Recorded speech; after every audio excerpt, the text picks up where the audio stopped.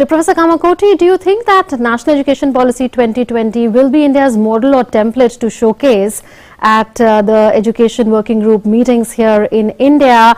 Because there is a lot of commonality between these priorities as well as what NEP proposes. For instance, the NEP says that there should be integration of technology in all levels of education. It also says that India should become the research and innovation hub of the world. And we're seeing a commonality between the priorities and NEP, like I said. So is that going to be a template that India is going to showcase? Absolutely. So when we look at the global perspective, one of the most important things that is happening across many countries is an equitable access to education at scale and reaching quality education to every deserving student.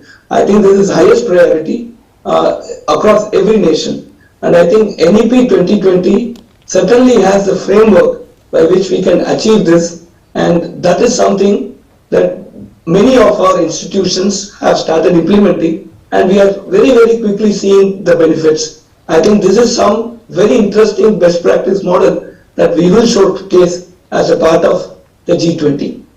Okay.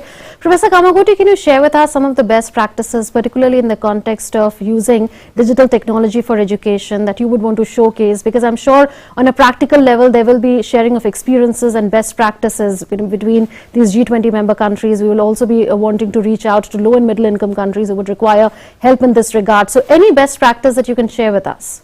Yes, of course. So one of the interesting aspect of NEP 2020 is that we are looking at multiple exit programs, which is extremely useful for both higher education and also skilling. So our BS Data Science program, where we have enrolled close to 16,000 students as on date, will be showcased, wherein we have an age group between 17 to 82, right? And people are coming there for reskilling. There are fresh students, there are people who are working, there are students who are doing another degree and coming back.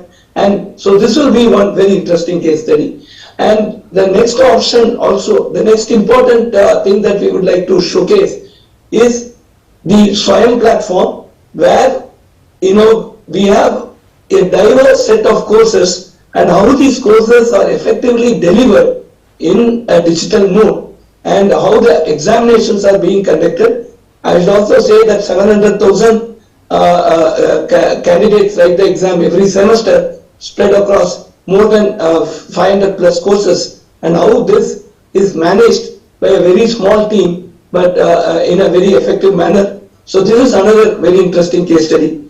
The next case study that we plan to do is on the immersive learning, where how augmented reality and virtual reality can basically give you a lab type of environment, specifically from a skilling perspective and also from basic school education and higher education perspective. Last, we are also working with several hospitals and related education institutions on how we educate physically challenged people, especially people with dyslexia and bipolar disorders. And I think all these four will be very important case studies, which are successful case studies with numbers that we will showcase as best practices.